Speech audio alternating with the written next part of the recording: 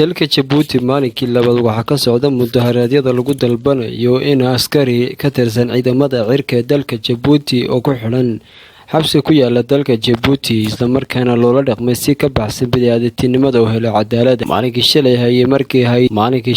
ahayd markii dalka Jabuuti gaar ahaan caasimadda dalka Jabuuti ay ka bilowdeen mudaharaadyadu iyadoona labadii gelin ee maalinimadii shalay mudaharaadyadu ay socdeen. Mudaharaadyada ay dhigayaan shacabka reer Jabuuti ayaa waqtigan waxay ku sii baahayeen gobolada dalka Jabuuti ka kooban yahay gobolka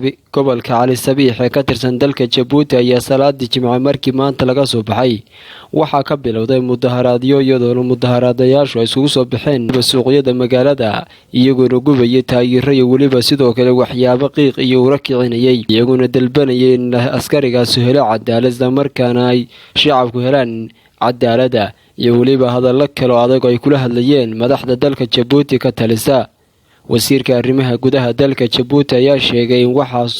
ka socda Jabuuti dhexdeeda aan la aqbali doonin isagoona hanjabaad iyo weliba sidoo kale digniin u diray shacabka waqtigan mudaharaada iyo dalbanaya cadaalada dhinacyada badana iyo weliba sidoo kale kana gadoosan diidana habdhaqanka xukuumadda muddada dheer dalkaasi ka talinaysay ee shacabka ku haysa dhibaatooyinka kala duwan. dalka Jabuuti ayaa waxa uu ka mid yahay dalalka uu saameeyay caabuqa COVID-19. dowladda Jabuuti ayaa maanta shaacisay tiro horlo ay ka heshay caabuqa COVID-19 waqti dhowaan dalkaasi laga qaaday xayiraadii uu sababay caabuqa COVID-19 haddana shacabka ayaa jabiyay gebi ahaanba xeerarka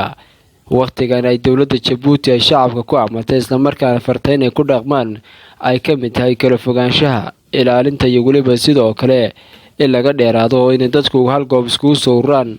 ilaa maanta ilaa shalay Jabuuti xaaladeeda ayaa waxay ahayd sidan iyadoona boqolaal shacab oo iskugu jira qaybaha kala duwan ee bulshadu ay ka mudaharaadayeen isla markaana diidanayeen askarigii shalay maalinka muuqaalkiisa ku faafiyay baraha bulshada ee ka sheekeeyay tacadiyada kala duwan ee aadamaha lagula dhaqmo kuwii ugu darnaa askarigaasi lagula dhaqmay.